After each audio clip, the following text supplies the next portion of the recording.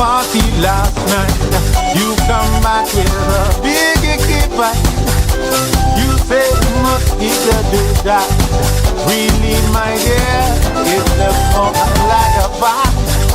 I'm on fire, but something just ain't right. Oh no, something ain't that right. Ain't no mosquito fight. That ain't no mosquito fight. Oh no, something ain't right. That ain't no mosquito fight. Oh no, something ain't right. That ain't no mosquito fight. Oh no, something ain't right. That ain't no mosquito fight. Oh no.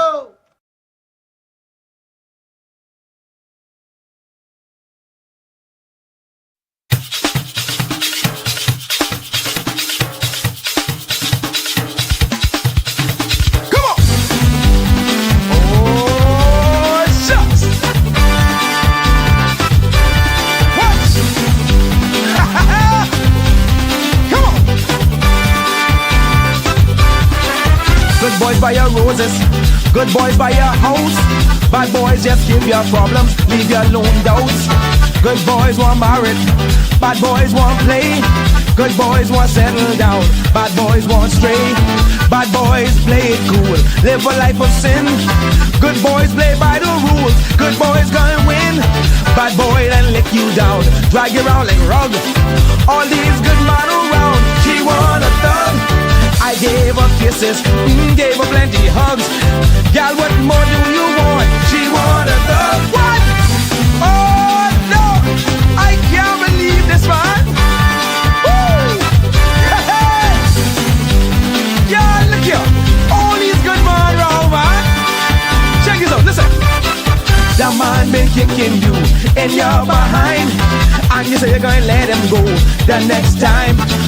But just one thing, been on my mind. Why all y'all women say good man hard to find, but you only want a good man to take y'all out. All y'all want is bad man to walk you side your mouth, y'all. Bad man then lick you down, drag you through the mud. All these good men around, she want a thug. I gave her kisses, gave her plenty hugs. Gal, what more do you want? She want a thug. Man, I give up, this all I can take. All I doing is fattening for a snake, y'all. Fulfill her wishes, brought her out the slums. After all I done for her, she want a thug. Her family them like me, ooh, all of them bug. They want know what's wrong with her, why? She want a thug. Oh, shut man, y'all listen, do it seriously. Boy, look. Skip. Oh, well, watch the good man shuffle. Watch that good man dance. Watch this. Good man, let's go.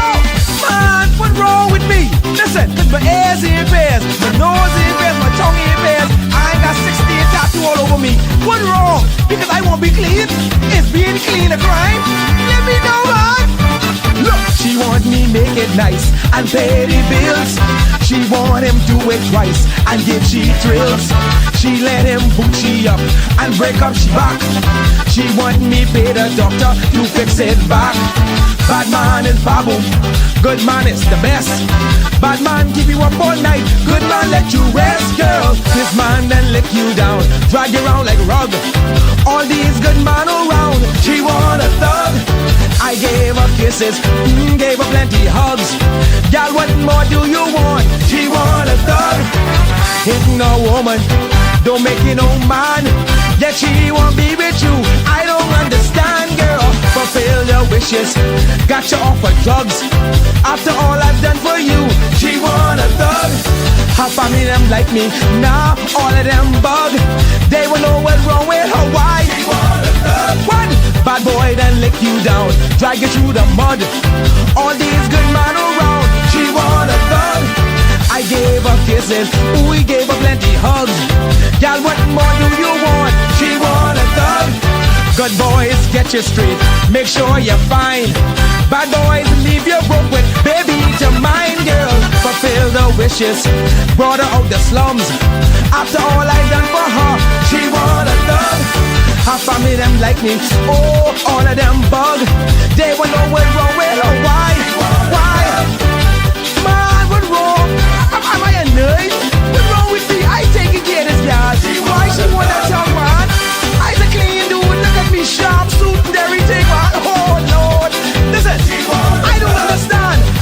and give up, man. This all I can take. All I doing is battling for a snake, y'all. This man then lick you down, drag you through the mud. Y'all, why you won't be with me? Why you want that tough? Man, I give up. I then take you off for drugs. Man, you still kick me the gutter. You want? Tick, tick, tick. Everybody looking. Tick, tick, tick. See them how they searching. Tick, tick, tick. That's what they hearing, but they couldn't find out where the watch was hiding. What a big confusion. A fellow lost his watch in the railway station. What a big confusion. A fellow lost his watch in the railway station. A pretty girl called Imelda. She was suspected of being the burglar. She had no purse, no pockets, and she clothes. But where the watch was hidden, only goodness knows. All you hear was tick, tick, tick. Everybody looking. Tick, tick, tick. See them how they searching. Tick, tick, tick. That's what they're hearing, but they couldn't find out where the watch was hiding. Well, Imelda, under suspicion, was taken down to the police station. They sent for the matron to examine all of the clothes she had on. Every stitch was examined with care. They even made her comb out her long hair. They searched and searched till they couldn't search no more. Still the watch was ticking louder than before. All you hear was tick, tick, tick. Everybody looking. Tick, tick, tick. See them how they searching. Tick, tick, tick. That's what they're hearing, but they couldn't find out where the watch was hiding. Now the matron, she had an idea. She knew that this watch must be hidden somewhere. The watch getting louder and louder, so the matron decided to move in closer. And at last, she knew without a doubt, so she shoved her hand right up in Imelda's. And what you think, her idea came true, 'cause she found the watch, and it was 10 to 2, hot and ticking. Tick, tick, tick. Everybody looking. See them how they searching. Tick, tick, tick. That's what they're hearing, but they couldn't find out where the watch was hiding.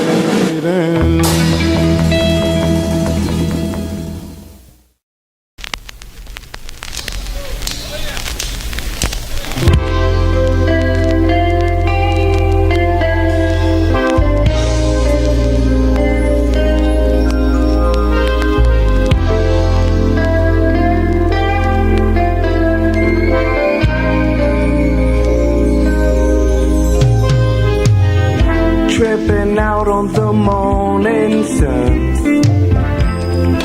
I've seen days when the sun don't shine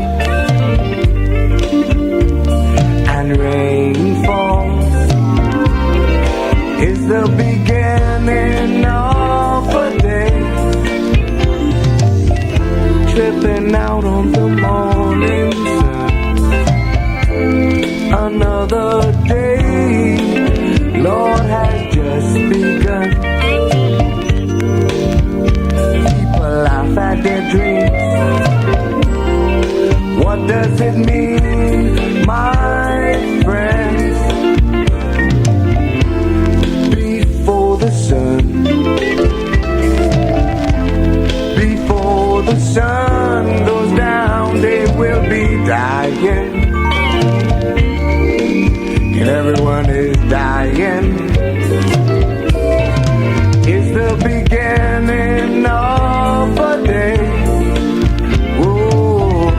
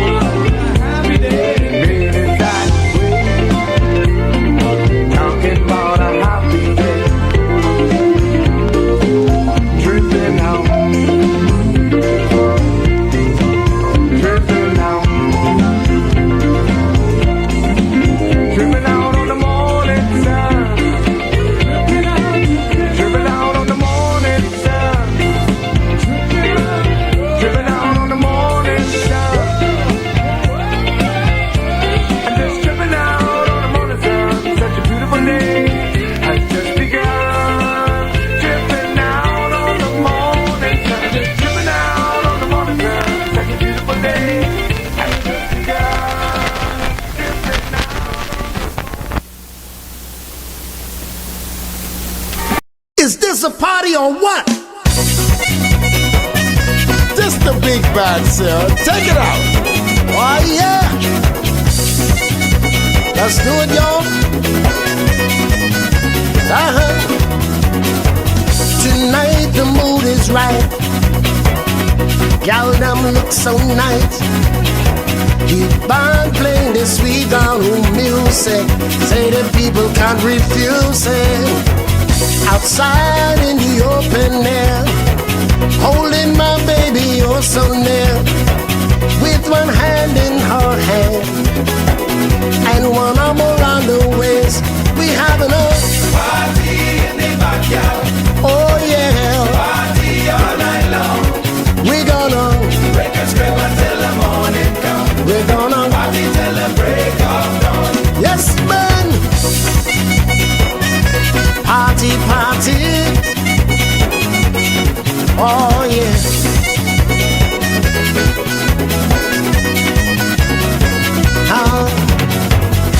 This girl named Nikki says she dancing here with me. Been after her so long, gonna keep her close to me, because this dance floor is packed. People dancing back to back, dancing to this sweet down sound. Everybody's getting down. Auntie, Party in the backyard. whoa, Party all night long. whoa. Break and scrape until the morning come. We're gonna Party till the break of dawn. jump back. Whoa, whoa.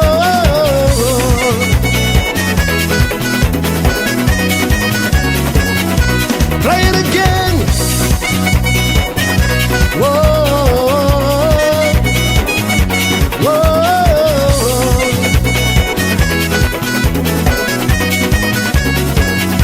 Look here.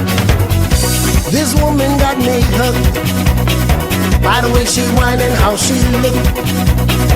She rubbed my neck so softly, said her body's taking over me. Ain't felt like this so long. Keep playing that sweet, sweet song.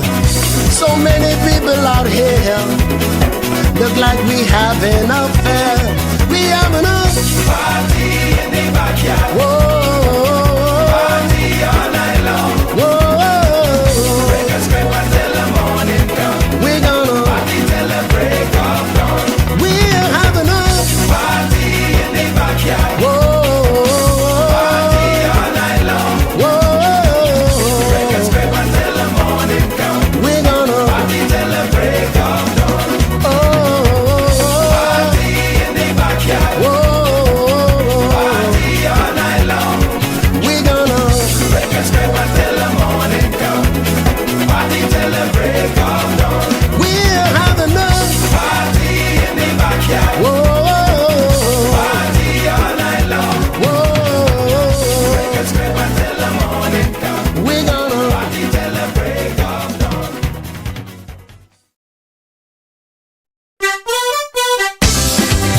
Oi! Come on! Stevie S, y'all. I come to share my problems with y'all. Listen here. Oi!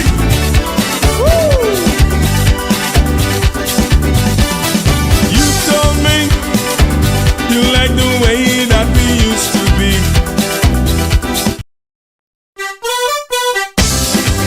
Oi! Come on! Stevie S, y'all. I come to share my problems with y'all. Listen here. I have a dream where the powerful and the powerless will sit at the same table, where the haves will see the have-nots, not as burdens, but as brothers, where class will not divide us, but conviction will unite us.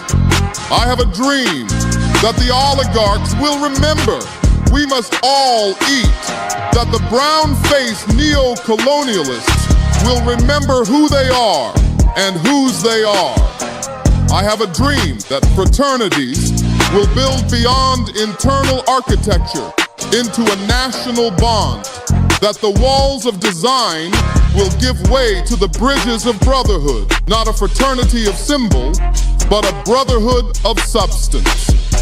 I have a dream that we remain focused, that we stay in our conviction and remain fearless, that we double down, fortified, to return this Bahamaland to the foundation.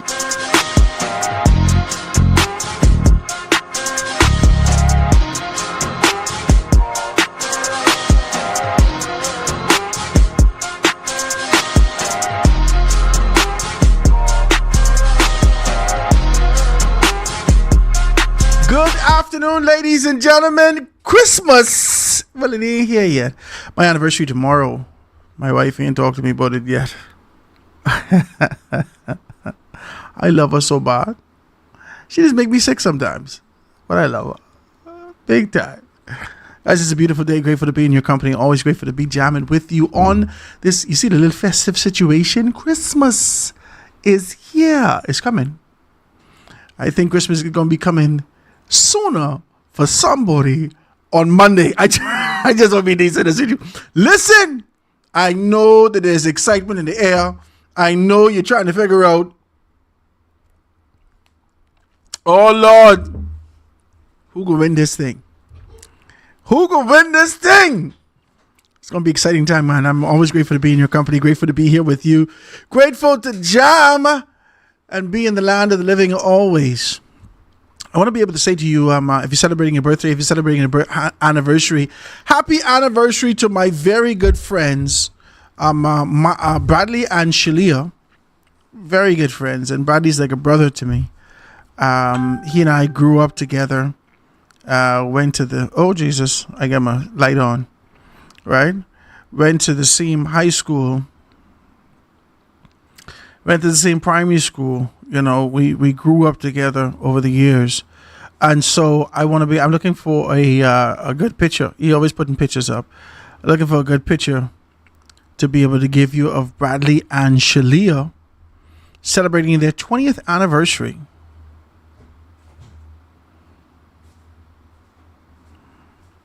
Their 20th anniversary they're celebrating.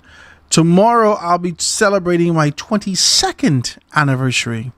So happy anniversary to Bradley and Shalia. Let me see if I can get this to you. I can see if I can send this. I don't know if I can send this. Right? Oh Lord, I don't know if I can send this. You make like a little reel. Let me see if I can find some photos for you. Yeah, but they're celebrating and they're having a good time, man. I'm celebrating with them and their family and all these things. So it's always a wonderful thing that they're here and in the land of the living. I can give you this one right here. It's a good one. It's a good one. You get this one right here. Bradley and Shalia Henfield. Bradley and Shalia Henfield celebrating their 20th anniversary tomorrow. Bradley got married. He stood my wedding and decided that I got to do this. 2 years later, he got married, and he and his wife are celebrating 20 years of marriage. Oh, I remember my 20th year. It felt like yesterday. Yeah, my wife and I, we celebrated, and we had an opportunity to be able to go over to California for the very first time. I didn't enjoy that trip. I can't lie to you. It wasn't what, is made up to be. It wasn't what I was happy to be there, but it wasn't, what I thought it would have been. I couldn't rent a car. I couldn't use my debit card. I had to use a credit card. I had to do all these. It was just too much. It was too much. And I didn't know that when you come out of state, you're going to have to be able to do these things. I did not know this. Right? But my wife and I, we celebrated again last year. And we want to do something this year. And so we're just waiting for things to be able to happen. My birthday comes around on the 1st of December. So we normally take this kind of a time out to do some things and make some things happen. Right? It's a beautiful day. Always grateful to be in your company. Always grateful to be here with you. Bradley and Shalia, let me let you see them. Did he get it? Did you get it? Put it up for me. Let's see them. Bradley and Shalia Henfield, happy anniversary. These are my good, decent friends from Grand Bahama. Bradley is, you probably know him. He always is in the choir. Always singing all around, being able to do his thing. Church boy, he's always been in that kind of a space. And Shalia, the same thing. They look gorgeous here in this particular space. So happy anniversary in that kind of a space. All right, guys, I got to be able to shout out my good, decent people over at Crystal Select. Crystal Select water, premium water of the Bahamas, East Street South, Nassau, Paradise Island, right here. Give them a call, 325-1416. Crystal Select, locally bottled premium water. Crystal Select. Yeah, I had to kind of do that for you, let you know exactly what. Crystal Select is always being able to jam with us. And also, you see behind my head right here, you can see right there, the Realigner sold here. Hey, listen to me, God is good, you know. The Realigner sold here. Now listen, don't get used to that kind of a sold here thing. We thought about that initially, and we decided that we don't want to sell the paper. I want to give the paper away, but I can't do that yet because I'm still looking for sponsorship. So I need people to say, well, Howard, I only could throw $400 a month your way. That's fine. I'll take you $400 a month. We can put you in a newspaper. We can put you on Foundation TV. We can put you on Foundation Radio. I need you to hear these things. Don't think I slip in and say nothing. I need you to hear me. We can put you on Foundation TV. Oh, Jesus. We could put you on Foundation Radio. Oh, God. We put you on the Realigner newspaper, and we put you on this podcast so we can be able to do those things, right? We working. See me rubbing my hand. I did them with some foam and stuff like that today in my studio, trying to be able to make sure everything is taken care of. I getting kicked out. You see the man laughing? Getting kicked out. Time me get my behind. I say, Jesus, sir, you say that, sir? Is that what you're gonna say to me, right? So we're gonna be doing some stuff right here and make some things happen, right? So before Christmas, and you know we're gonna take some time off. Before Christmas, you're gonna be able to see us in a new space, and definitely in January you're gonna be able to see us in a new space. So we're excited about that and excited to kind of jam with you and be able to do all that we're doing on this day. In the studio with me is none other than Ian Munnings, being able to jam with me and talk about what's going on around the country right now. My brother, what is happening with you? Pleasant good afternoon, Howard, and it's always a pleasure to be on the Foundation. And hey, everybody knows that, and I like to drink Crystal Select now. You've introduced me to Crystal I tell you this good stuff. You've introduced me to Crystal Select, and I must say, and I must endorse them and say that the water is really good. I'm trying to tell you now. Listen, Clark, I can need a couple more cases so the people can get home. I can call Clark. We can get some cases. People stopping me right now. It's really good. The water is really good. People stopping me now and saying, Howard, I can need to taste Crystal Select too because you always talking about it so good. I said, man, Crystal Select is the thing. So, all right, we can get some more samplers and be able to do that. We can get some bottles like this behind me right here, behind you. Definitely, the water is great. Yeah. But I think we have to endorse more Bahamian things and Bahamians that are in the field of manufacturing and so forth. We must support it as a country. We must support it as a people. I agree with you. Let's see if we can be able to do that. And but you can't fight them. You can't force them to come and do advertisement with you. But, you know, we are creating an environment to ensure that we could always platform Bahamian brands. So if you're doing something that's authentically Bahamian, you want to be able to do those things and whatnot, hey, listen, come check us out. And we'd be more than happy to platform you and put you up there and make sure that you're comfortable with everything that we're doing. All right. So that's that, my brother. What's been happening between yesterday and today? Has anything arose on the frontier from a political standpoint? I see that the Free National Movement is taking on this sort of position that I got a call this morning that says that they were listening to Senator Michael Barnett Ellis, and she was saying that the organization decides to go against the traditional norms and take on the course of the laws that exist in these particular spaces. And I said, you know, challenging the status quo for a third force or a third organization is something that is expected. We expect you, as you sit out in the wilderness, as you sit out in pasture, with hopes and expectation to be called to the court next. We expect you to look at the indifference that exists socially, politically, and otherwise, and be able to amplify that. We expect that from you. We expect that as a third organization that you identify those things. As a second organization who is seeking to be able to acquire power, who has had power and understand the taste of power, understand the strategic position as it relates to being able to move towards power. We expect you to do everything what is required to get in and then make the modifications after you reach. That making sense? Making a lot of sense. Listen, that is what the way you advocating like Lincoln them for? That's What the way you it's done. advocating like Granville them for? What you advocating like Bernard Nottage them for? What you advocating like Omar and Cassius them for? You can get in. I don't know if it can be next go round, but you can get in. And so you put these things close to your bosom. You write what you need to write down. Bang, bang, bang, bang, bang. And then you put it close to your bosom. Boom. After you put it where you're supposed to put it, when you strategically find yourself, now you have your agenda, your manifesto, you can lay out. These are the things that we're going to execute accordingly to be able to do this. We didn't like the election in 2022. 2025, as it relates to what was happening. We stepped out of character at this particular time. We didn't want to agitate, but we will find a way to modify this and modify. We'll have electoral reform in these particular areas. Simple. You don't have to be out here making noise like a third force. You looking to get in government. This, in my view, humbly, as I identify these things. I don't know if y'all got a lot of new whippersnappers, right? And a lot of new candidates who have this kind of a zeal, but not necessarily the experience and that posture, that poise to be able to execute. I don't know. As I look at this, I'm saying to myself,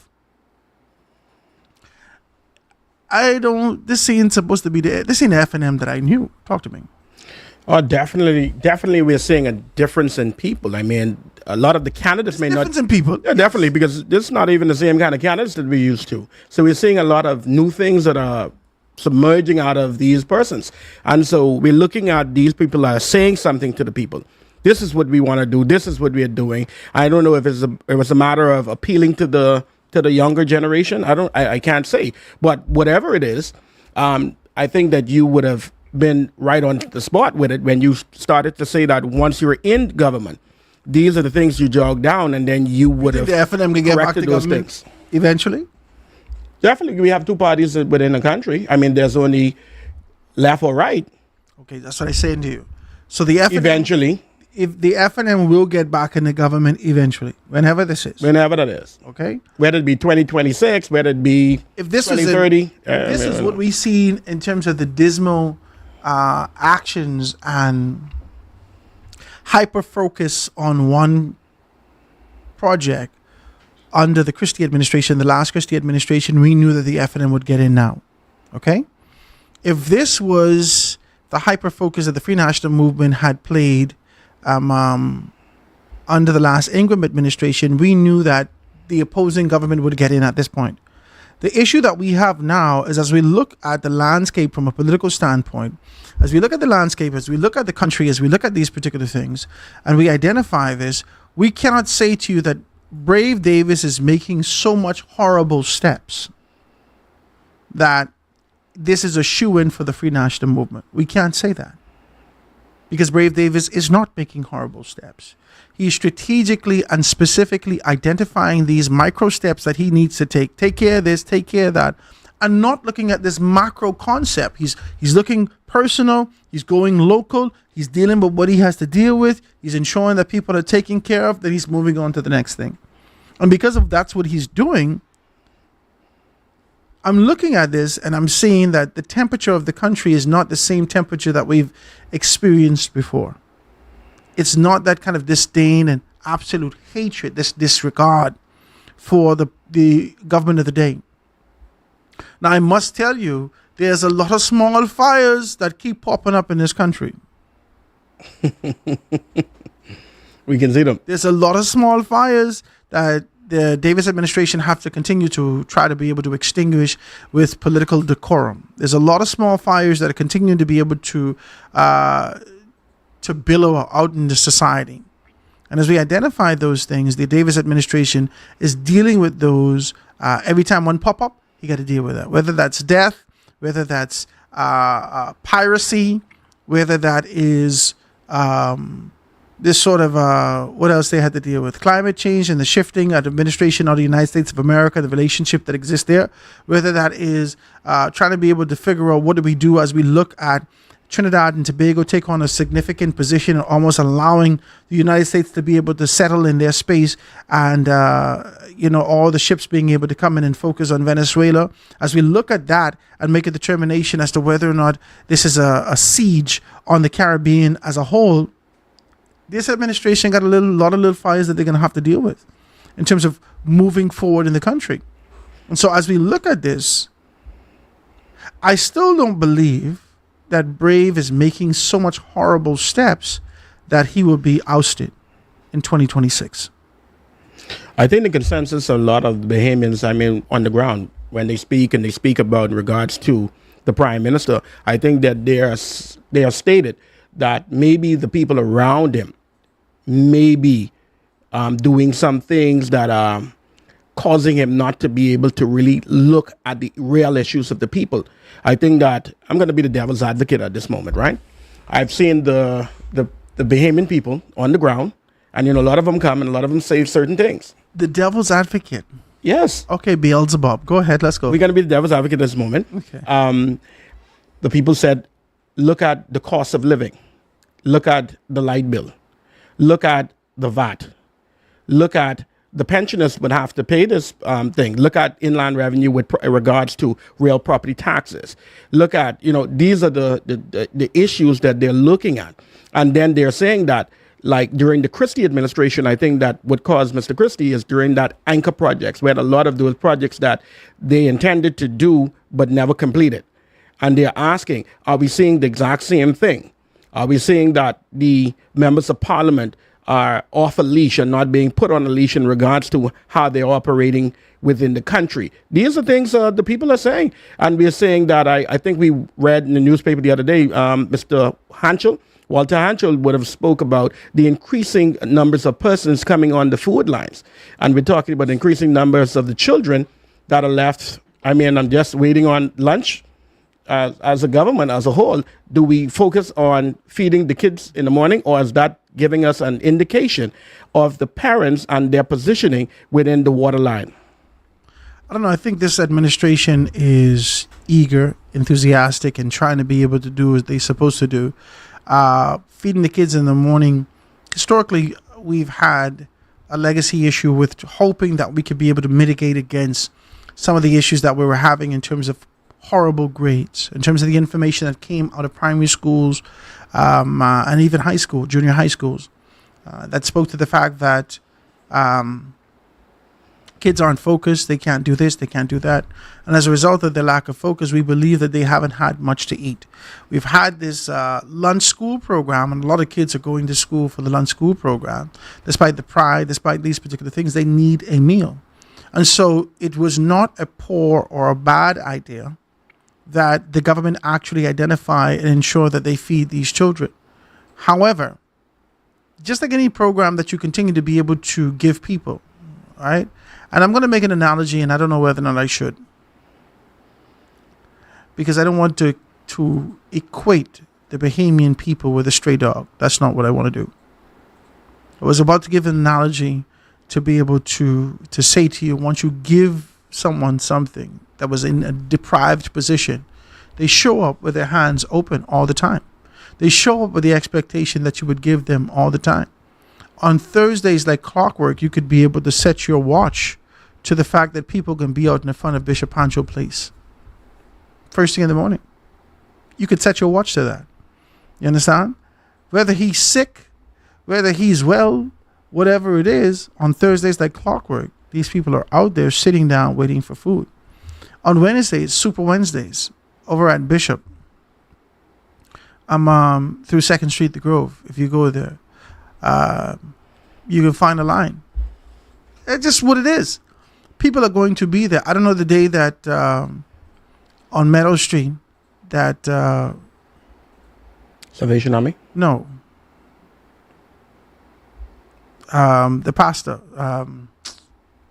Oh, Jesus. On the park, you're talking about? Yeah. On the park where they settle. So I don't know the day that you could be able to get fed over there. But we know when the feeding time is. The line's long. I think Wesley Methodist Church on that road also feeds people. The line's long. Right? So you could set your watch to a space. If you and I start to feed and we show up every Thursday at a particular time, every Monday at a particular time, there will be hundreds of people there waiting for a meal. This speaks to two things. This speaks to the relentless expectation for people to take care of you from an external standpoint. And secondly, it speaks to the deprivation that exists in our society. Now, because of that yearning, that desire, that need to be filled with something, little children, medium-sized children, big children, adults, Grammy, granddaddy, everyone can show up for a meal. But the government has the responsibility to be able to look beyond that. The government has the responsibility to identify the statistics, to identify the numbers, to start to ask questions. Don't just shovel food in their mouth. Talk to me. Don't just shovel food in the children's mouth. No, definitely not. Right? Ask them questions. Where do you live? What's this? What's that? How many people in your house? All right, your mommy have to sign this or swap. You have to capture the data. So now you and I can have a clear conversation and say, as of 2025, we fed 1 million students. And from that 1 million students, we've understand that this X amount of people don't have jobs. We're feeding children whose mothers don't have jobs. We're feeding children who come from a single mother home. We're feeding children who you have to have the statistical data and information to know how to be able to attract this and attack this later. You need to know how to deal with this later. You just can't keep giving them food. That's all you're doing. You just give them food. I watch this fella feed pigeon. Next thing you know, the pigeon know to come there for the food, right?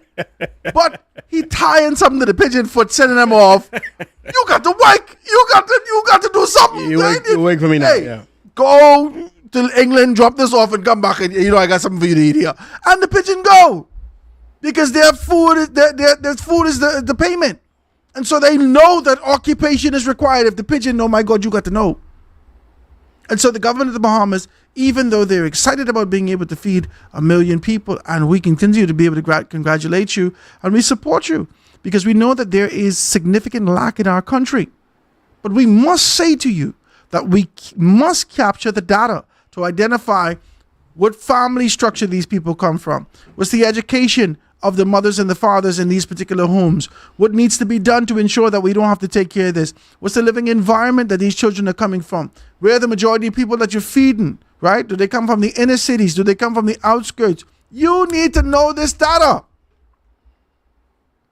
And the data will be able to cause you to turn the curb in preparation and dealing with these particular things.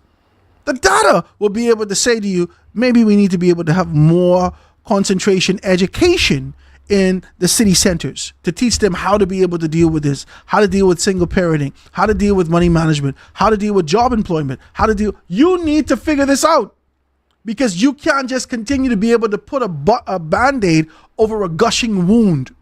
And we have a gushing wound in so many subsectors of our society. So I just want to be able to talk about that.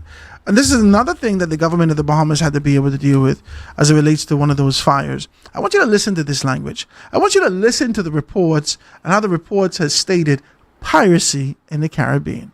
Let's play this. Pirates in the Caribbean. A local company says its ship was attacked by pirates over the last 2 days.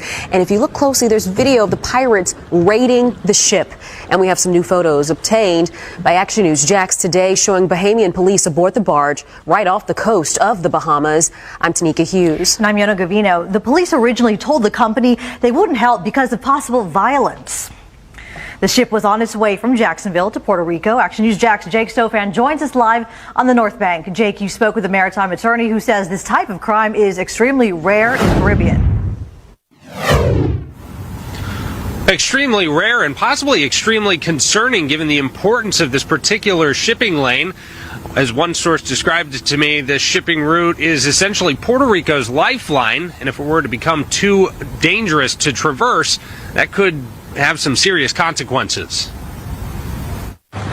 Video obtained by Action News Jack shows several small vessels alongside the Brooklyn Bridge cargo barge about 3 miles off the coast of the Bahamas. The video, Action News Jack is told, was shot by the suspected robbers and looters and sent to the vessel's owner, Trailer Bridge, as proof of the ongoing incident. Modern day piracy looks very different than it did back in the day.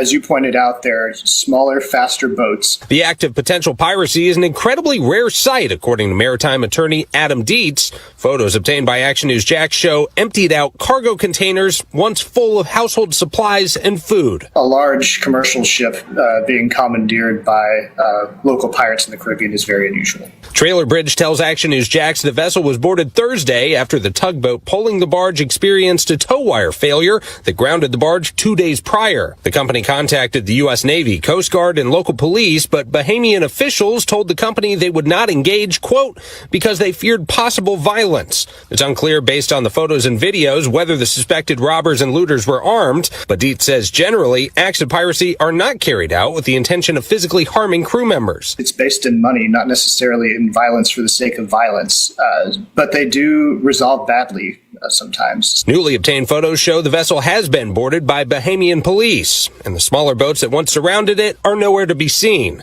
Dietz says oftentimes piracy is a symptom of destabilization within a country, so he hopes this is a one-off occurrence and not the start of a larger trend. The shipping lane between Jacksport and the Bahamas is a critical lifeline to Puerto Rico, making the stakes incredibly high. There are things that ships can do in the meantime to still use the area while they're figuring it out, but this is early. I guess we'll see. Now, we did reach out to the U.S. Coast Guard asking whether it was involved in any response to this incident, and if so, what that response may have looked like. We're still waiting to hear back. For local coverage and Count On Live on the North Bank, I'm Jake Stofan. Piracy in the Bahamas. You see how they paint that? And so there's a couple of things that I've recognized. You're dealing with geopolitics now. You're dealing with geopolitics, you're dealing with insurance, you're dealing with all these particular things that happen around this particular space. You're dealing with the necessity to being able to put this out there. The story was skewed, I must tell you, from the information that we received locally in comparison to the information that we're seeing and that's being dispersed around the world. This story was skewed to the point where we understood that they indicated that they would not get involved. They was involved right off the top. They destroyed our reefs. They're destroying our reefs. We're having an issue right now with the regeneration of reefs across the country. You have companies that is dedicated specifically to identify how we're going to be able to regenerate these reefs. Normally, you break it, it will grow back. You break it, it will grow back. But something's happening where reefs are actually being able to find themselves withered and all these things. This barge came in, destroyed the reefs. And so the country needs to be able to deal with that. This is the second boat. You see, they didn't say this. This is the second boat that run aground in this particular area. This is the second boat. Okay? It may not necessarily be the same company, but it has to be with a very clear understanding that there is an issue. That's the first thing. The second thing is after you've left the ship unattended in this kind of a space, right? I asked ChatGPT what a company must declare to retrieve maritime insurance after a ship is grounded.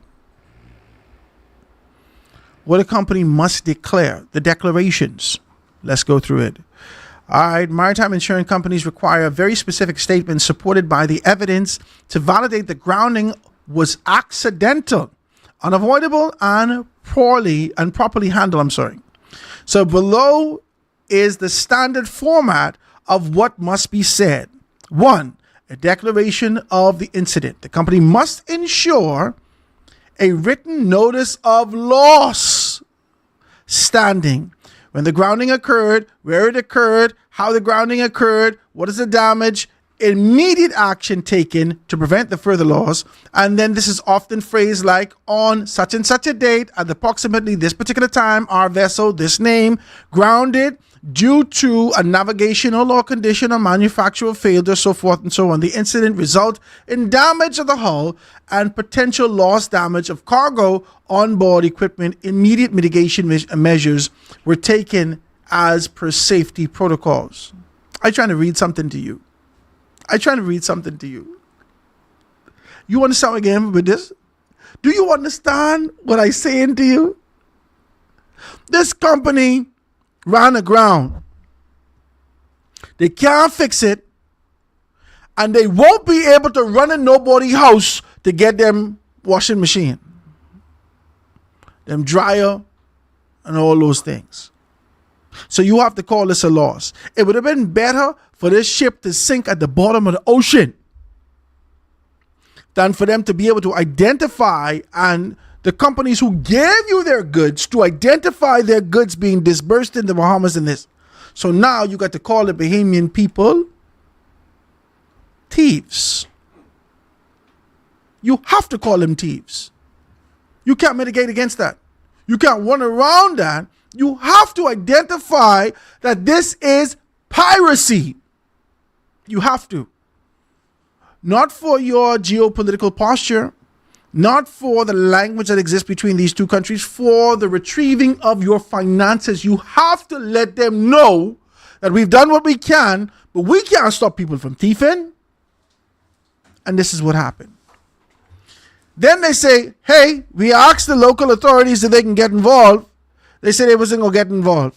And then they say they can get involved. This is too much. That ain't what we hear. We hear right off the top. Soon as some people start playing, we knew in the Bahamas, these people can get locked up. We knew that. We was watching and we said, these people get locked up, Jesus. Bitch, idiot. Go press record. Hey, don't call me right now. I'm busy. Hold on, cousin. You can be busy all weekend until you go before the magistrate. And you better have bail money. We watched these people, their truck couldn't hardly move off the dock, slipping. Loaded down all on top of the truck roof. Tires, everything. This is the declaration that they've made. And so when we look at this, in West Africa, they have piracy significantly, right? This is the region, the region has a sharp rise in pirate acts, including kidnappings and ransoms of hijacking for ships. It says this reason is weak maritime law enforcement in some coastal states, rich offshore oil and shipping traffic, and relatively easy access to remote anchorages where ships wait. That in the Bahamas. Your eager desire, slothfulness, and your desire to run before, you see what the Word of God says? Don't let your feet be swift to move towards evil doing. That's what the Word of God says. Don't let your feet be swift to run towards evil. You know this is thieving. Y'all are thieves. And you know two ways about it. I hate somebody who prayed to Jesus Christ. God, send me the right number to play today, Jesus. Hold on, how you get God mixed up in this thing? How you get Jesus Christ mixed up in? Oh, Lord. I know Howard just lost his wallet, but God, did you send this money to me? Because you know I needed this money? Hold on now. You was a thief. You could see the people's name and money and information in the wallet. You know two ways to the thief? My grandmother told me, a liar is a... Come on, I need you to help me preach. A liar is a... thief. And a thief is a... murderer. Okay, praise Jesus. That's a slippery slope right into death. And this is what is happening in this country. Put in on Ian, what your thoughts are? You know, I look at it on the video. And the PLP got to deal with this? No, that's a big Big. The PLP got to Big deal problem. with this. That's a big problem. Now the people gonna look at the country in a different light and This- manner. But this is where your public relations people step in. Yeah. This is where they're supposed to go and they speak on an What? international base and debunk what is being said. Because you can say a lot of things about the Bahamians, but there are some things that most Bahamians don't prescribe to. I mean, that's just across the board. Online scamming in China right now. I think I watched something yesterday. Online scamming in China right now. You're getting flogged for it. Today. If you're found in a scam online, they can give you 6 lashes. I can get the video because you always think I lied. If you're found online, you get 6 lashes. Now we know that this is not a democracy. We know that this is a country with their own rules and regulations unto themselves. We know. We understand. But how will we say to the world that we don't stand for this? Y'all got to grab them thieves and stretch them far and wide. And let the world see that we will deal with these people accordingly. Just like I all make people do the bank lane shuffle for an internal view of being able to identify the shame of the act that they have done, you need to let these people know that this was thieving. This was thieving. All of us look at that in awe, and then we start laughing. Listen, not one time I say, oh Lord, I wish this was me. Not one time. Not one time I look at this and say, oh God, I could get one of them. Oh Jesus, I need one of them. Washing machine, eh? And the fella had tires and all. Oh, yeah, Oh yeah. Lord, He I had a need lot some of tires. tires right now for my truck. That's kind of Oh Lord, not one time I look at these people things. That's dealing. Not one time I look at these people things and say, oh Lord, I need some. Listen to me. Let me tell you how I feel about this. I believe with my whole heart that the realm of the unseen marks you. And life is about reciprocity. It coming back to you. And if it don't come to you, oh God, you better pray God it come to you. Lord, put it on me. Don't let it fall on my children. But Howard, the danger is the implication, what they're saying, and the international bodies, of what they're saying in the Piracy. You know what I'm saying? That doesn't happen in the Bahamas. You know, Piracy. Bahamians know that it doesn't happen in the Bahamas, but They didn't even say piracy for that's for not Haiti. that's not the information they're disseminating. They don't even say piracy for Haiti and Dominica and Cuba and Jamaica and the Bahamas. No, we don't thief like that. That ain't us. I mean, the fella's bed might be black, but that ain't black bed and Aunt Bonnie and all these things. And we don't do that no more. We don't do that. Where does come from? Thieves. You look at the people boat and say, oh Jesus, Christmas. How you can look at the people? How you can look at the people boat and say Christmas? You all could kill. You all could kill. But the question is, where were the people for the barge? I mean, we didn't see anybody in the video from the boat If the itself. barge run aground, the barge ain't gonna move. You can't break up the people land. The people internally got to know the protocol. You jump on one little boat, you get off, you ride to safety, you let them know the issues that you're having, you call the relevant authorities of the jurisdiction that you're in, you call your authorities from an international standpoint, you call everyone, they call the insurance company, everybody start checking it out. This money, this is how you deal with your money. Money. You jump off the boat, everybody get off the boat. All right. You make sure your crew's safe. All right, crew's safe. Bang. Where are you located? You put your beacon on. This is where we located. We in the Bahamas. All right. Where were you going? We was going to Puerto Rico. You go around the Bahamas, and then you hit Puerto Rico. Bang. Okay, no problem. If they go on the next way around Andres, that deep water would have no problem. But that's more of a complicated route. So they take the easiest route to go around, and they hit the shallow water. Now you're stuck. What you gonna do? Stay on the boat if you're stuck? Millions they, and millions. They may leave a man on the boat. Millions and millions. And what are you going to do? Get killed? We don't do that in the Bahamas. No, but we don't thief in the Bahamas either, but all of us going out there. They just thought it was free for all. Listen to me. Them people jump on that boat and they didn't know who was on that boat. That's what I'm trying to tell you. Let me tell you something. My mother told me a story. When we were young, we built our house in the bush, right? My grandmother always say, "Oh Lord, y'all been in the bush," right? The place wasn't developed yet. It was a track road where a lot of people would walk through. And my daddy built this house. This house was so big. This daddy house so big. Jesus God. I'm talking about humongous, right? And you look at it, you say, "Oh Jesus, people got money." But nobody was home. And every time he built something, he put the tiles inside, he put the scones inside, he put the lights inside, he put a sheetrock inside, he put the wood, whatever he's building. Someone come carry He it. put it in there. Every time somebody come and carry it. Now we live in a house, but they come so used to thieving now that it was just jumping through the window and thieving days. My mommy buy me Nintendo. I promise you. My mommy buy me Nintendo. Oh, well. Listen, hold on. They come when you left, or they came when you're like They was home? watching us in the bush.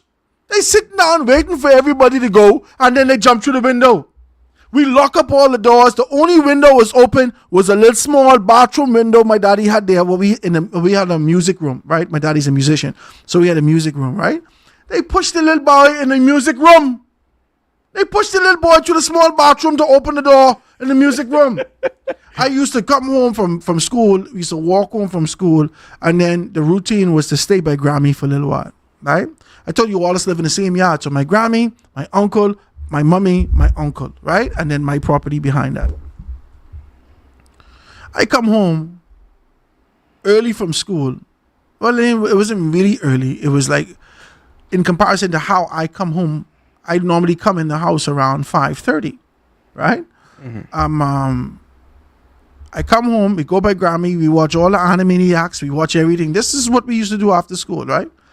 And we watch until Family Matters start coming on. And when Family Matters start, we got to watch that. And then we get home after this. I get home, I could smell a man in my house, in my room. And my mother used to keep skirts around the bed. He under the bed.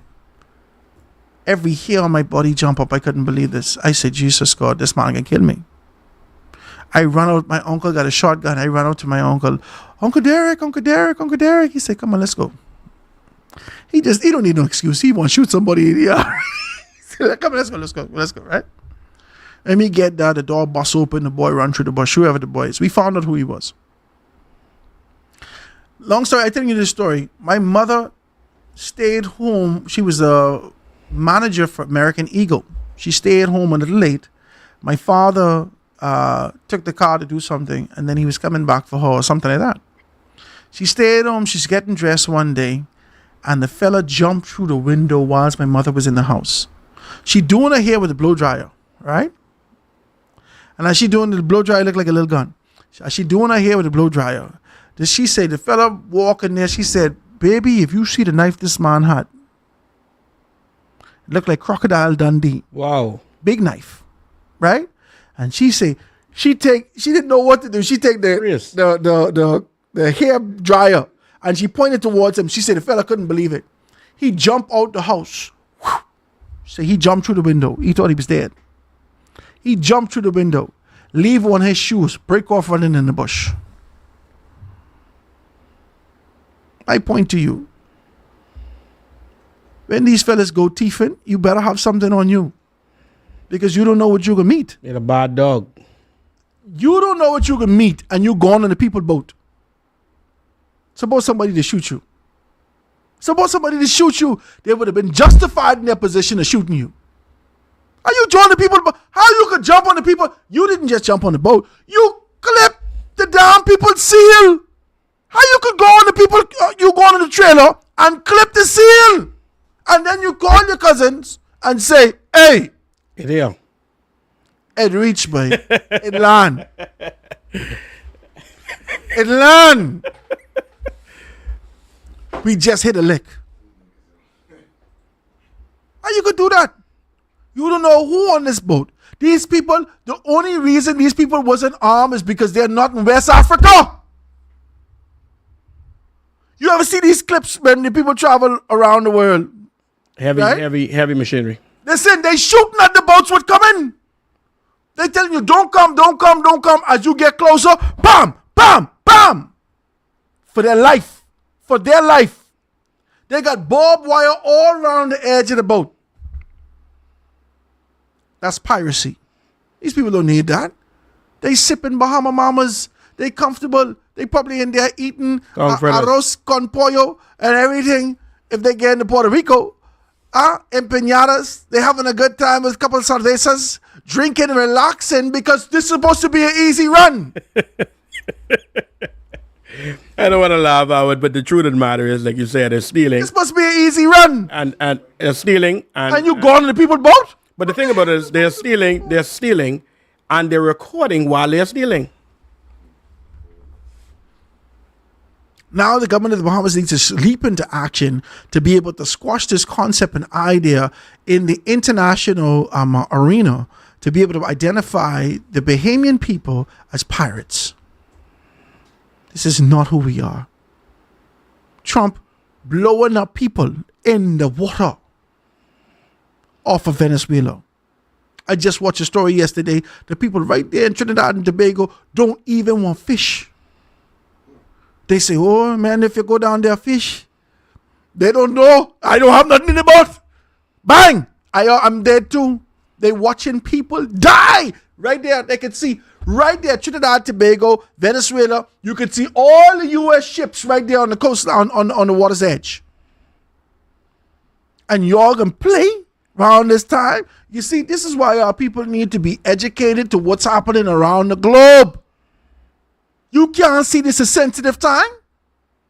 You can't see that these people sitting down in America and they can push a button and light you up like Christmas light, like the Christmas tree. Bang! Gone. You don't even know when you wake up, the smoke clear, you wake up and, Jesus, what you doing here? No, son, what are you doing here? You was taking cocaine to America? Welcome home. See, Satan's waiting on you right there. You got to stop. And you put yourself in this position.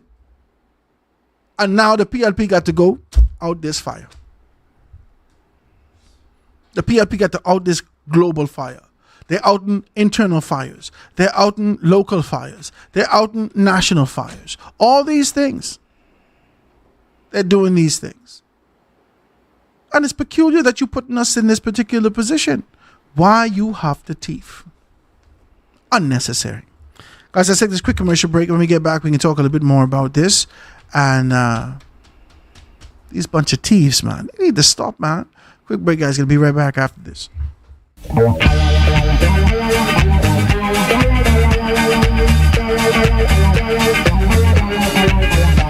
Now, Mike, was success at the best? Counting money in one of them big hotel out west. Things get bad for Mike, lose his job. Now he girlfriend acting like a snob. Don't love you no more since your money gone. Later for you, Mike, I'm moving on. Later for you, Mike, 'cause I'm looking up and I'm moving on. Every night they was out on the town, whining and dining, throwing the money around, and now he ain't got enough for the show, and his girlfriend say he gotta go. Don't love you no more since your money gone. Later for you, Mike, I'm moving on. Later for you, Mike, 'cause I'm looking up and I'm moving on. Now she got all the best clothes around, with credit account and all them big store downtown, and jewelry like the queen never had. So she gon' throw my clothes in the yard. Don't love you no more since your money gone.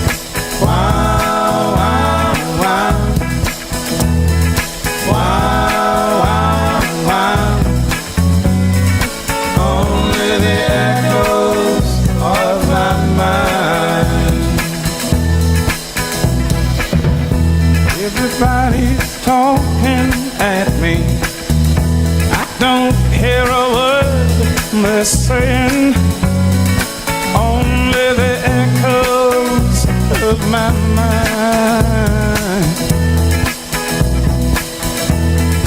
People stopping, staring, and I don't see their faces, only the shadow of their eyes. And I'm going where the sun is shining through the pouring rain, going where the weather suits my clothes, yeah. Thanking all the northeast winds sailing on her summer breeze, skipping all the ocean like a stone. Wow, wow, wow. Wow, wow, wow. Only the echoes of my mind. Wow, wow, wow. Wow, wow, wow. Only the echoes of my mind.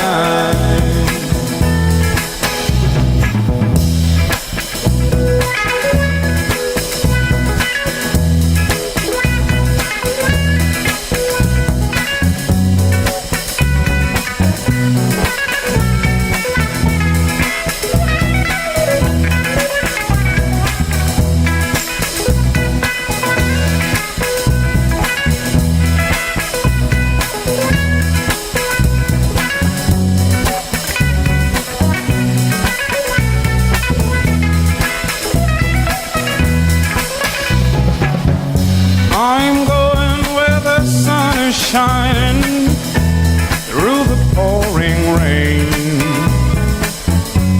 going where the weather suits my clothes, yeah. Thanking all the northeast winds sailing on her summer breeze, skipping all the ocean like a stone. Wow, wow, wow. Wow, wow, wow. Only the echoes of my mind. Wow, wow, wow. Wow, wow, wow. Only the echoes of my mind. And I won't leave my love behind. I won't leave my love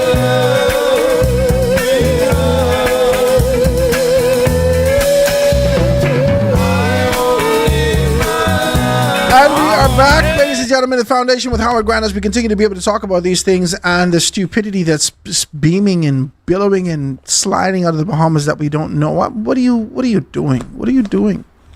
What are you doing? I don't understand. I'm here with none other than Ian Munnings being able to talk with us today, talk about these things. And we're just talking about the fact that the PLP has to deal with a great deal of fires to put out. And I think every administration has found themselves dealing with these fires and trying to be able to put those things out and find themselves being able to move forward and make some things happen. Every administration. The former administration was dealing with COVID and COVID-19 and then hurricanes. The administration before that was dealing with international things and the perception of what was happening with the CCA. The administration before that had to deal with a great deal of things, both internally and externally. Every administration will have their issues that they're responsible for being able to deal with. This PLP administration has a lot of issues, including death, that none of the former administrations could be able to say that they've dealt with. Death internally within the cabinet. So this is the second referendum that's being held under the New Day administration. And it's a peculiar thing that's happening. It's a peculiar thing that's happening. As we're looking around the world and we're making this sort of assessment, I don't necessarily know what to make of this. And for me, it's a bittersweet thing. It's bittersweet as we assess and identify and look at these things and say, well, this is a wonderful thing that's happening from it's excitable. All of us want to be a part of the election. All of us want to be a part of what's the next thing, the next wave. We want to be a part of it. But are we really reflecting on the fact that this is really breaking up the concept and idea of the monotony, the tradition that existed in our politics in this country?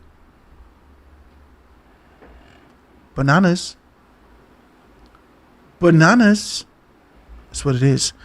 Ian, talk to me. Tell me some of your thoughts about these particular things. When we're done with that, I want to talk about some stuff as the Free National Movement continues to be able to say they want Campbell gone. Go ahead. Tell me what your thoughts are. I think that you would have emphasized how much fires that we are particularly seeing here in the country, and what it is that the current administration is who's dealing with it. And every minute we turn around, we're seeing something different spur. We're seeing the unions. We're seeing, like you said, we're seeing this debacle that's happening. We're seeing the fire that happened now at the fish fry in regards to the stalls that are out there. They're saying that because of the proximity of the stalls and the stalls being wooden, there's no insurance company that would particularly insure those companies. And then we have to think about what is the way forward, even for those persons, even as we see that unfolded in front of us the other day. You know, this is just, it's an amazing thing. And I'm looking at this. And sometimes you want to be able to,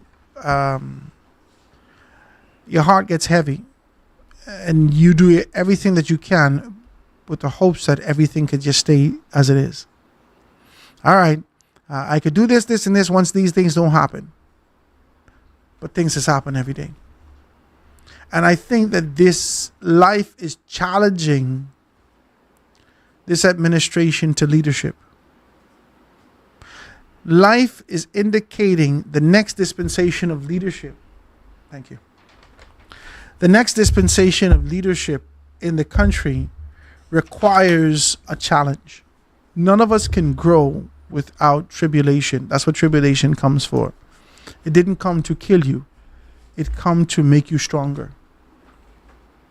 This kind of a concept and idea of what don't kill you makes you stronger. That's if you ain't a coward. That's if you sit down there and try to MacGyver MacGyver yourself out of the situation. If you try to be able to navigate to make the determination that I can't stay here, I got to get out, you're a coward, right? You could find yourself getting up and out of a deep, dark black hole and finding light and know that you're stronger as a result of being able to climb and not giving up in the depth of darkness. And I think that life is pushing the Bahamas into a space to make you to understand that you need to get out of this mundane space, the safe space of the expectation that somebody can feed you. You sit down here like a bird with your mouth open and wait for the world to vomit in it. The bad way, you may not necessarily know better than that because this is what we've always done. But we've been waiting on the IMF to feed us. The World Bank to feed us. We've been waiting on a relationship with the United States of America to feed us. We've been waiting strategically and hopefully that this relationship could blossom with China to feed us. We've been waiting on the world to feed us.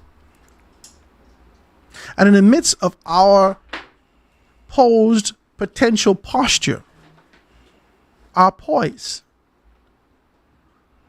we are relentlessly in the position of being fed with our mouths and our hands wide open. Tribulation running after us. showing us that you need to strengthen yourself and understand the power that you have and the talents that you have internally. And I don't think that we as a nation have done a good job at that. I don't think we've done enough of a job. Let me tell you why. I can give you an example. I had a problem with Hubert Minnis as we transition out of the pandemic. I had a problem with him. I had a problem with his language. And the issue I had a problem with, the reason why I had a problem specifically with him is because he sat, I can get preachy with you 2 seconds. He sat in an apostolic position as leader over this country. And he declared some things over this country. As it is on earth, so shall it be in heaven. That's a declaration. You can declare in a position of authority that this is why you have to be able to speak the word of God. Faith cometh by hearing, and hearing by the word of God. This is a principle. It's just principle. Okay? That's why you don't move by sight. Faith cometh by hearing. They ain't never come by seeing. And you only could hear an apostolic decree coming over your country. Okay? Even though we heard that we're going to come out of this thing and do well,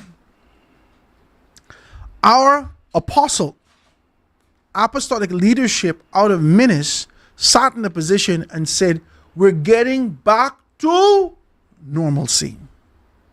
You could never get back to normalcy. No such thing as normal. What the hell is normal? You understand where I'm coming from now? The new normal. Listen, the new normal ain't normal. Even the old normal wasn't normal. It was just something that you became accustomed to. But it's not normal. That's not necessarily the way that things are supposed to go. Life will change. Life changes every single day. Every day your cells die, it regenerates. And the same cell is regenerated. Other things have happened. Every day your facial features ain't the same when you was young. You get older, wrinkles, there is no new normal. This ain't normal. And if your pursuit is normalcy, it equates, in my mind, to complacency, contentment, to comfort. Let's get back to comfort. Let's get back to this place of contentment. We're going to be okay. And you missed an opportunity to be able to rattle the spirits of the Bahamian people and prepare them for what's coming next. You didn't. You didn't focus on education. You didn't focus on preparation. You didn't focus on these particular things. All you wanted to do is find yourself nestled back in a position of comfort the way that things were. And things could never go back the same no more. No more after those deaths. After the people that we've lost, after the infrastructural damage to this country that we could never, listen, it can take us years to be able to build these things back. After we hold our breath, every time we hear the wind pick up, we say, after the PTSD that those people in Abaco had suffered in East Grand Bahama, after all these things that we've gone through, we could never, ever, ever, ever, ever be normal no more. And because of this lack of normalcy, and this discomfort that existed in society, our government and the thinkers, the visionaries in government should have been able to create a space to ensure that we could be able to harness, even though there was negativity that happened in this space, we could be able to harness this energy and turn this around for good. That hasn't happened under the Ingram administration. It hasn't happened under the Christie administration. It hasn't happened under the Minister administration. It has not happened. And now that the Brave administration, the Davis administration is in position, they need to identify, how do we fix this? Go right back to the food. We don't just keep feeding the issue. We got to fix this. We got to fix the issue. How long? We don't have that much money. I mean, at the time to be feeding people all the time, feeding. You need to go figure out how you can make food and money for yourself. We can't continue to create a society with band-aids. Dependence. Yes. We put band-aids on a lot of our issues, and the problem is still there. Open wounds. I look at the demographics of persons that are living in the city of New Providence. and then I look at the persons that are living on the family islands. The people on the family islands seem to live a different lifestyle than the people in the city. Because ain't nobody coming to save you. And family islanders know that well. Nobody coming to save you. Nobody. There is nobody coming to show up in no white, all white glowing, gliding over the ground and saving you from your issue. Superman ain't coming, He-Man ain't coming, Snowman ain't coming, She-Man ain't coming, Wonder Woman ain't, nobody coming. Nobody coming. And family islanders know that. And they say, I got $100, Betty, you got $100, we just make $100 every week. Why don't we throw the $100 in with 8 other people? Maybe we could get $1,000. I get my $1,000 first. I got to go do what I have to do. Next week I throw $100, you get $1,000. And this is just how we got to figure it out. Because our Savior only exists within us. Oh, I get preachy. I need to calm down. The Word of God says, you are the church. We are the body. Ain't nobody coming for us. When you pray to Jesus Christ and ask for forgiveness, you say to Holy Spirit, come into my heart. That means He's supposed to live and sup with you. He in you. Now you got to let Him activate so you can be able to use your brains. And not for thieving and lying and conniving and lusting and cussing and caressing. Talk to me. You're looking for an external savior. You're looking for somebody to come to you. And this is the dependency that this new age thinking gives to people. You're making the literature soft. And you're creating a society of dependence. And you yourself, as the government of the Bahamas, place yourself in a position of dependency to external entities and not focusing on how do we create strength in our society. I got to be able to commend this administration for creating Opportunity Hub. I wish one of them would come and tell me more about it. Opportunity Hub. I got to commend this administration is doing incremental things that I think needs more PR for us to be able to understand about. I think it needs more emphasis in these particular areas. But the truth of the matter is that it's not enough. More needs to be done. Can I ask a question, Howard? If to today's date, if you were to be placed in a position where you would become an advisor to the Prime Minister today, what would be one of the number one things you would incite or say to the Prime Minister? This is the direction I think that we ought to go into. That's a loaded question you gave me just now. But I think you know that I have the answer. I have my answer. I think you know that. I don't think you would have asked me that if you didn't think I was going to be able to answer that. I know that you're more than capable. The first administration of the country under Lyndon Pinnon with a group of smart men understood that the country had a great deal of potential. It had spirit. It had a desire to be able to move in a particular direction. But what it lacked was infrastructure. We were a third world country. And in that third world status and capacity, we could not make certain demands and we couldn't present ourselves and give our community the dignity that they were supposed to get. The dignity that is theirs. Okay? And so that administration, in their wisdom and the collective knowledge that existed in that particular capacity, found it necessary to be able to identify infrastructural development, programs that could build roads, put in light poles, running water, power, this, that. They place the country in a position with the proper infrastructure that you should be able to blossom. They gave us the foundation of infrastructure. I getting somewhere. Praise God. After that, the country blossomed, but it took with it the language of dependency. Because that administration didn't just give you infrastructure, it made you to understand, we gave you this infrastructure. It's PLP all the way. If it wasn't for the PLP, would you have a house? It's PLP all the way. This relentless beating and conditioning of the mind to say that this is the organization that did that shifted this concept of developing the infrastructure from a national thing, and they focus it on political organization. That's just politics. Politics can do that for you, right? In this dispensation that we live in right now, we are, like C. Adam would say, we are in a digital revolution, right? We're in a new age. And we need to go back to the beginning, 50-some years ago, 52 years ago, and recognize that we are poised in the position of being able to have the right infrastructure. And this is no longer infrastructure for roads and buildings and all these things and computer lines and all that. We have that already. What we need now is the infrastructure for technical advancement in this country for the next dispensation.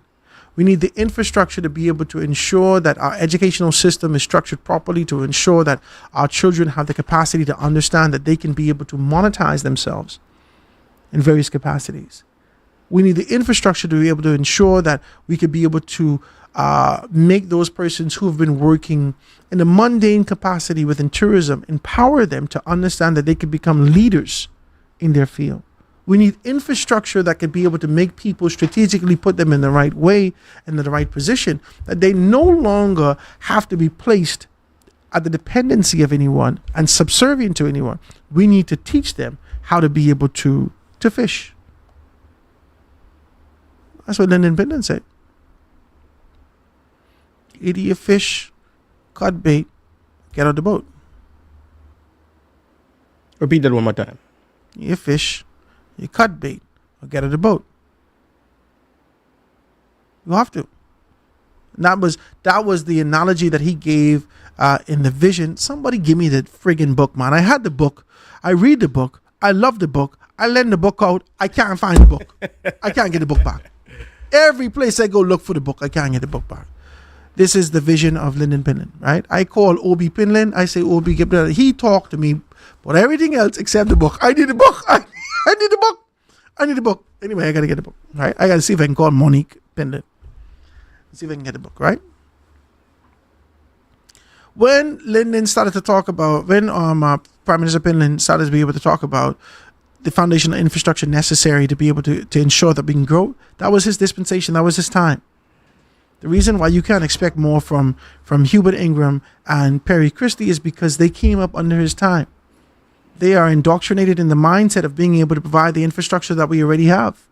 And that's why they keep looking for programs, whether it be anchor programs, whether it be road projects, to be able to identify their time and solidify their time, because they come from an era that said these are the infrastructural concepts that we must focus on. The next dispensation of leaders have to understand that this cannot be what we're looking at no more. That time is gone. If that time gone, we then listen to me. All right, so you ain't got the roads you want in Andres. You ain't got the roads you want in these places. The Prime Minister of the Bahamas spent $160 million right off the top. Pop, put $20 million on the ground. The damn road fix. The road fix. The Prime Minister, Brave Davis, who himself, watch me. I just get too preachy. I need to calm down. Brave Davis himself would have been on the tail end as a recipient of the same teaching of Perry Christie, of Hubert Ingram, from Lyndon Pinland. But he understood what they haven't done. He came in and did it. Boom. You get an airport. You get an airport. You get an airport. You get an airport. Everybody get an airport. He going to Long Island. He say, y'all need a road? Road. Bam. You get your road. Going to Lucha. Y'all need a road? More road. Bam. Long Island people say, hold on now. You come down here and do all these things there. We need that to be local. All right. Local contract, $20 million. Bam. Brave, different than these guys. We got four. What's the four top islands that you see? Four top islands that you see where we've seen infrastructure and we've seen the MPs kind of making a turn in that. Clay working hard to get rehired. And I think they can give him the job. Clay working hard in South Central. South Lutra. Yeah, but that's not just for Clay, because Ritz-Carlton down there. Who else down there? Ritz-Carlton down there, Disney down there. I think Carnival down there. Is Carnival down there? I think they were supposed to come down there. They're going down there, right? Exuma putting the infrastructure, but Exuma's infrastructure is futuristic. That's why I'm trying to tell you all. You all need to see what's going on. Exuma infrastructure, listen, this is evolving into a different type of show. South Central and Mangrove Key can't on bad now too. In Andres? Oh, they can't on bad too. That's what I'm trying to tell you. They get plenty road, they get plenty I think water. Lightborn will go back in there. That's what I'm Lundy. trying to That's tell you. Lundy Lundy can go back in there. Leon Lundy got in the back, they're rocking. You understand what I'm saying? And if they wait, if they hold their breath, I think that's one of the better representations that we've seen for a very long time. Proud Bahamian people could look at the course of the country and say, yeah, but what about us? So y'all leave supposed us. to be taken care of a long time. I believe that the intimacy of and I could be wrong. I could be wrong. I could be wrong. But the thing is, there are five representatives that sits. No, Grand Bahama. See, sometimes that don't have nothing to do with nothing. I remember. I can be honest with you, and I have to talk to you like this, ladies and gentlemen. I just have to. And I hope you hear my heart and not the issue. I remember I thought I had everything in place for a major contract to come through. And it just didn't work out. And I couldn't understand why it didn't work out. I had to accept the fact that it just didn't work out. I did everything I was supposed to do. All the T's crossed, all the I's dotted. I did everything. We signed all the contracts, me and these guys. We signed, listen, we have to get 60%. This is 40%. We incorporated the company. We did this. We traveled to the States. I thought, listen to me. I was so excited. I didn't tell my guy. I said, next year, this time, we're going to be millionaires. Jesus Christ Almighty God, we got it. You thought you have the bag. I said, we got it. They was excited. He was excited. Our business partner, he was excited. Everybody was excited. And it just did not happen. Because we needed to go through the government. And where some government officials thought this was good, other government officials didn't think that, for whatever reason, we chalk it up to, oh, he didn't like me or this or whatever, however we chalk it up. But we came to the conclusion that it just didn't happen. Through some soul searching, I've recognized that things don't happen because we don't align ourselves with the purpose that God has called us to. We elevate ourselves above the name of God, above the thinking of God, and because we've made ourselves a small God unto ourselves, then you flip into it. You think you're Jesus Christ? Go ahead and you do it. The people of Grand Bahama, I feel the tribulation has come to us for a humbling posture, to place us in the position where we understand that God has called us to be elevated. You got to extract the concept of magic over your city. You think these things are joking. Like you think this is a casual thing. You keep calling it the magic city, the magic is back, the magic is with the freaking darkness and over. Hey, you need to stop. That's what you're doing. This is what you're doing. You place yourself in the posture of being able to yield to the concepts and ideas of the world, making pronouncements apostolically over your city without understanding exactly what's what. How is it that every place else could be set and Grand Bahama ain't set? How is it that we could have a contract already signed? This ain't got nothing to do with the PLP government. You all don't see this? This ain't got nothing to do with the F&M government who did everything they could do. This ain't got nothing to do with the PLP government who did everything they did. This has something to do with the people. This has something to do with your forgiving heart.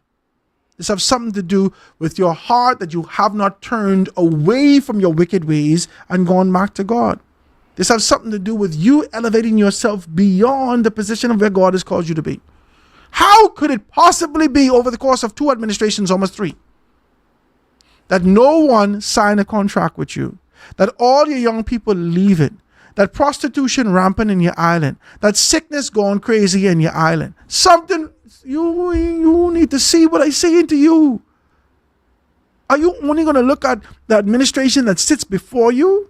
That you are a governor general, a deputy prime minister, a minister of finance, a ministry of Grand Bahama, and you still ain't get nothing done. How? Something got to be wrong. Something else got to be wrong here. How is it that the Saudis all over the world buying up the world, the Chinese buying up the world, America ready to buy all these things, and every time they touch the ground, they say,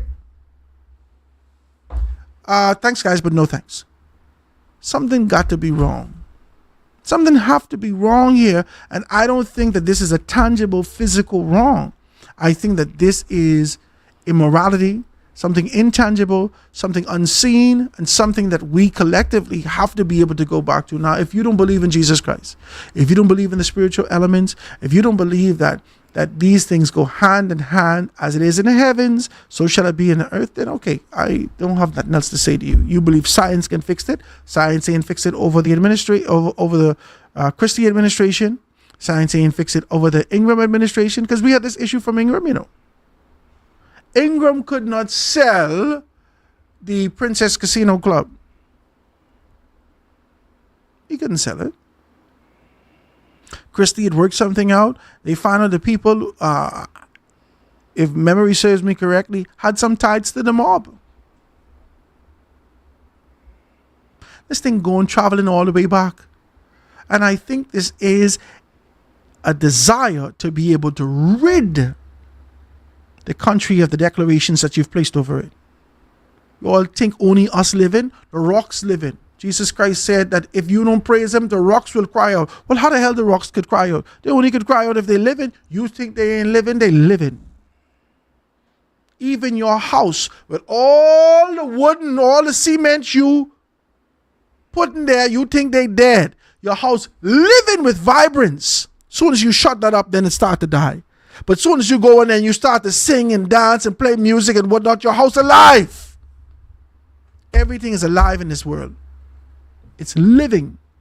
And if you don't pay homage and give recognition where it's supposed to and identify these things and align yourself with supremacy, you will never get to where God's supposed to be. So to go back to your question, Ian. If I was an advisor, pull Ian on. If I was an advisor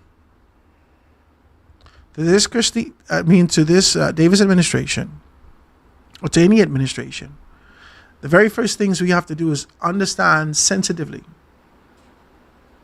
Pull Ian on. Understand sensitively about where we are. If I was an advisor, we have to understand where we are. We have to look at education. We have to look at appetite for education. We have to look at position. We have to look at what the potential is in our country. We have to look at all these things and then create an infrastructure so our children can grow from there. We have to get our children to participate. We have to get them right where they are. We can't try to pull them where we are. We get them right where they are, where they is. On TikTok, on Facebook. Well, they're on Facebook. They're on TikTok. They're on Instagram. And I don't know if they still do Snap. You understand? Mm-hmm. You find a way for them to be able to participate with the elements that exist in there. And then you show them foundationally how to be able to build themselves. You incorporate this stuff in school. You incorporate it. You create a Bahamas TikTok to make all the children around the country more enthusiastic about who is the smartest in my school. Be a part of it. You have to make them to participate. And the only way that, listen, they will compete with each other for a dance contest. So let's make them compete. Let's make them compete. And the competition will do the country well.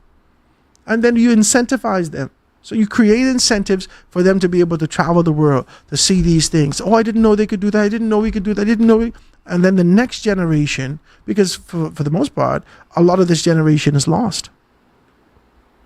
And so the next generation takes on this concept, this idea, and they start to grow, and they start to envelop, and they start to develop, and they start to move in the direction that we were called to move in, with a conscious understanding of who we are and whose we are. We have forgotten whose we are.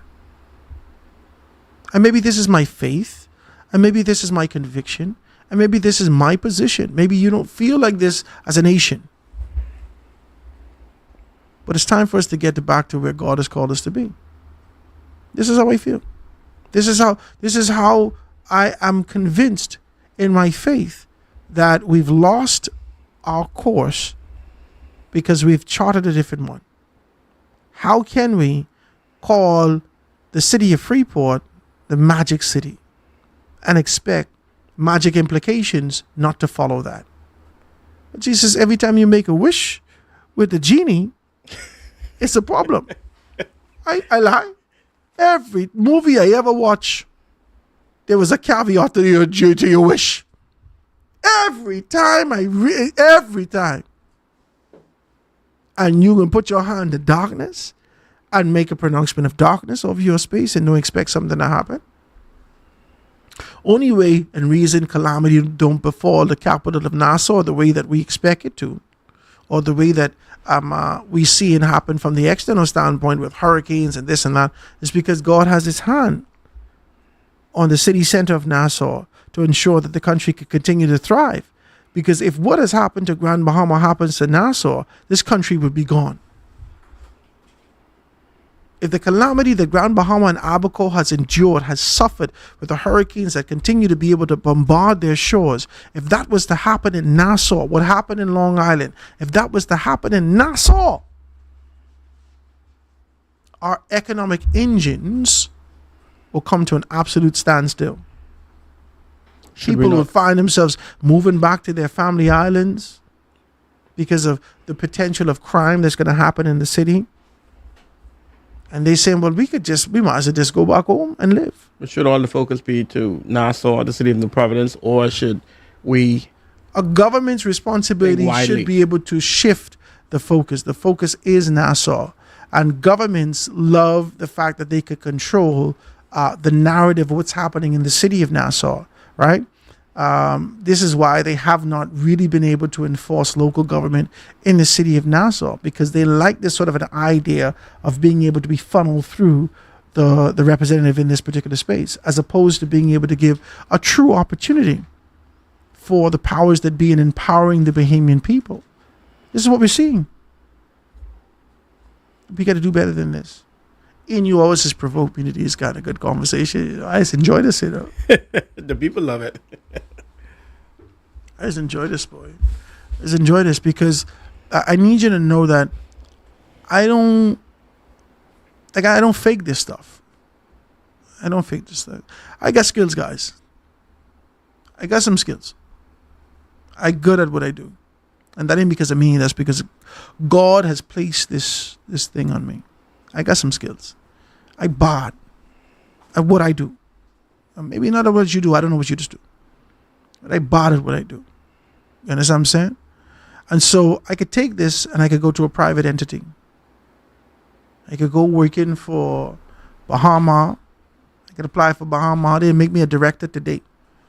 I could train their staff. This is what the hell I just do. I flipping bad. I ain't saying that to be arrogant. I'm trying to let you know. This is what I do. And I've chosen to take that and bring this directly to you. So maybe you may see this as a hustle or whatever the case may be, but I have a vision that I could use this element and be able to empower and inform my Bahamian people who have a desire to be able to see some things. You need to be encouraged. You need to be motivated. You need to be reminded. You need to be encouraged. You need to be motivated. You need to be reminded. And you need to be trained. And prepare yourself to go to where you're supposed to go. And I could take that on. I get cussing from my wife from it. I get cussing from other people from it. I get cussing from my friends from it. Well, how come you don't just boom, boom, boom? I have a conviction that God has called me to be able to assist in this manner with the time that I have. I don't believe that I have a tremendous amount of time on this earth. I don't know how long that can be. I don't even know whether or not Earth has the kind of time we all thinking we have. I don't think we do. But whatever time we have to make the most out of it. We got to give back. We got to be able to give help. We got to be able to build. We have to look at these things, and I can't look at it through the lens of Hubert Ingram, Perry Christie, or the men and women of yesteryear. I have to look at it with a very clear understanding of where I am now and where I could see us moving towards. Because I keep saying, I could have never fulfilled my purpose if I was born during a time of slavery. You've been one of the first that they gone. They killed me right off the top. Kill the big nigga.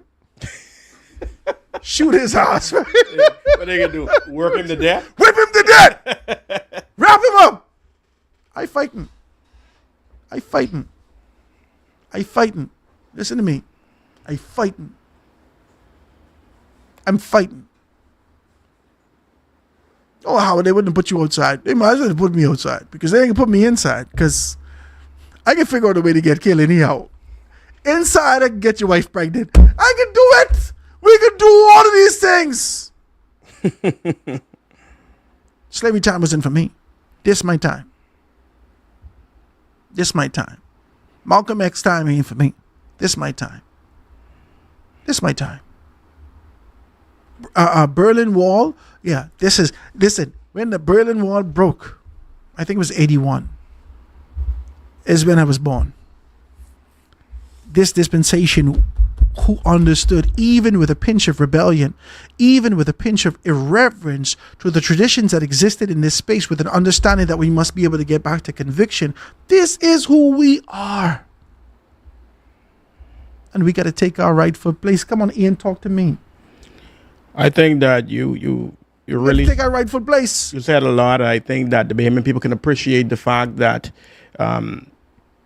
you being able to enlighten us with the direction going forward. I think that we need more young persons that are open-minded and educated enough to inform the Bahamian people. Don't stop talking garbage on Facebook. That's what we need. Stop being a bunch of idiots because you think it sells. There is a book that is taking note of all of your stupidity and asininity. It's one thing to do it. It's another thing to record doing it. It's stupid. You now influencing you and the next jackass who coming behind you. I don't mean to cuss my good people who's watch me. You wasted the people who thieving off the boat. You know what you're doing is wrong, but let's record it for entertainment purposes. What are you doing? We could do better than this, ladies and gentlemen. The young people need to do better than this. That's almost like sweethearting as a married woman or married man and recording the act. What are you doing? Wasn't it just bad enough to sweetheart? They just needed the world to know at this moment. Let's capture the moment. And hope to God our wife doesn't see. Whilst you and her phone locked together and she got your password for everything. You don't think she can see this? Come on, man. You don't think Jesus can see this? Oh, Jesus don't go on Facebook. I never see his account. He don't go on. We have to be smarter than this. There's more to life than relentless entertainment and being able to tickle our fancy. There is a purpose. Now, it ain't for everybody. And I never, ever in my life made the excuse or had the mindset that I was talking to everybody. But Howard, with the new regulations, I think persons should be more aware of what they're doing on their phones if they're traveling to the U.S. I can tell you one thing. If your Facebook account locked, you may not be able to get you may not be able to get your U.S. visa. You know that that's a stipulation, right? Do you know that? Yes, I do. You can't have your Facebook locked. You can't have all your social media got to be able to be clear. They come and looking for you. And right in that computer, hey, how you doing? Where you going today? All right. Put your thumb up there. I'm sorry, we can't let you in the United States of America. You gotta do better than this, guys. You can't live in oblivion anymore. You got to come down to reality and understand the mechanisms that are designed to be able to keep you in a suppressed position. You have to understand, just like what we're seeing come with this big ship, this is not designed to be able to pull down the Bahamian people, but we live in a world where it's either us or them, and we ain't ever choosing them, so it got to be us, and that's the mindset that exists in this particular space. Now, the question that I have is that when will we choose us? When will we, as the Bahamian people, choose us to do the right thing? This relentless agitation for monies and getting rid of Haitians and immigrants coming in and all these things, that the electoral period has been denigrated into a charade of absolute garbage. Real issues out there to talk about. People need to be finding themselves in the position of empowerment. Real issues. You just looking for more comfort. You're gravitating towards the first fella that could give you $100,000. You don't need $100,000. They wouldn't know what the hell to do with $100,000. You need education. You need motivation. You need inspiration to tap into the purpose that God has called you to, and then you need execution after that. I mean to go after. I don't mean to kill you. I mean to go after the purpose that you've been called to. We need these things, man. Ian, I want to thank you, my brother. You're always giving me these provocative situations to be able to talk about. I think that the Bahamian people could appreciate you, how in regards to how you articulate and break down the information that you're putting forward to the Bahamian people. Because it's very important for that information to be readily available for them so we can chart our way forward. I try. And I don't believe that I'm the oracle. I do believe when I prayed for decades, for years. My grandmother taught me how to pray. Father, give me wisdom, knowledge, and understanding. Give me wisdom, knowledge, and understanding. Forgive me of my sins. Strengthen me. Give me wisdom, knowledge, and understanding. Put a hedge of protection around me every night. Give me wisdom, knowledge, and understanding. Disperse your ministering angels to us, your guardian angels to us. Give me wisdom, knowledge, and understanding every night. And so when I see myself, sometimes I've had out-of-body experiences. Over the years, I've been having that. When I see myself say something, I know that wasn't me. I know it wasn't me. I learned from me many times. I don't want you to believe that my carnal 8-mile rock mind could come up with the things that God has been telling me and showing me. I don't want you to believe I out here doing all these things and ingesting information, and despite the fact that I've been taking it in, application and being able to regurgitate that is wisdom. When to say it, where to say it, how to say it is wisdom. And so whatever I have that I give to you, I pray with humility that I do so, and you're in the season of reception, because I seek to be able to do this. Every time I hit this microphone, Father, I just pray that you stand in my body, think with my mind, and speak with my tongue. That your divine will be done there, Father. Let your kingdom come. Every time my bishop has prayed that prayer.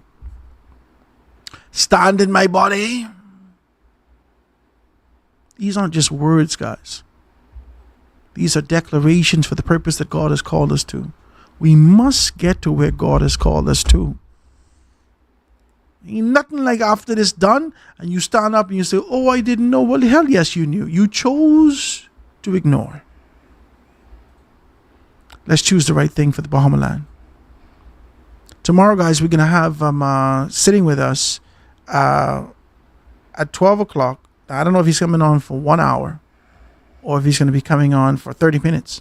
But I know that he has to get on the ground in the constituency of Golden House. Darren Pickstock is going to be sitting with us tomorrow, right here on the foundation, as he kind of prepares himself to be able to move forward with the by-election on Monday.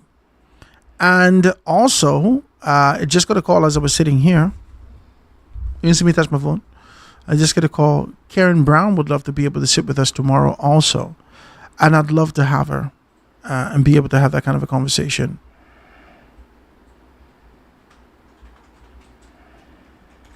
Right? So we could be able to bring her on. So we bring on Darren, have a good conversation with Darren, and then we bring on Karen and have a good conversation with them. My brother, I want to thank you for again, man. So it was a pleasure, Howard. What are your thoughts now? Like I said, what's been going on? Is anything else we want to be able to talk about? The show has an organic thing. I don't know. People just have their show structured. I don't do that. I don't do that. Have you ever noticed that with me? Definitely. I think that's what people can appreciate, the fact that it's raw and candid. People just have their show structured. This what we talking about. This how we talking about it. This what we talking about. I ain't that. I don't hear your show. I don't hear your show. Oh, Howard, there's no structure in this. Oh, hey, listen. It's about how the people feel. Relating to what the average We're dealing person with feels. actual issues. Real issues in real time. Real time. I think that's important. Issues that no one had time to go study and figure out. Issues that you couldn't sit down and ask ChatGPT quick about. Issues that has to be able to come out of the heart of the concern that you have for your nation. And I love to do that because I stay abreast and I'm often thinking about how we could be able to move forward in this country. But I know all roads lead to Golden Isles. 3 days of more canvassing, more partying, more everything. Energy. The energy is in there. The energy is in Golden Isles. All weekend, I know you're going to be partying. Party hardy. All weekend.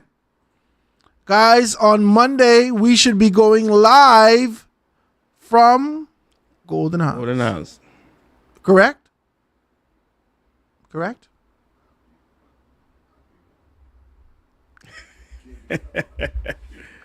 We should be getting live from Golden Isles. I can see if we can get one sponsor to be able to take me all the way out there. See if I can call one of my friends. You need a couple, something to take me out there.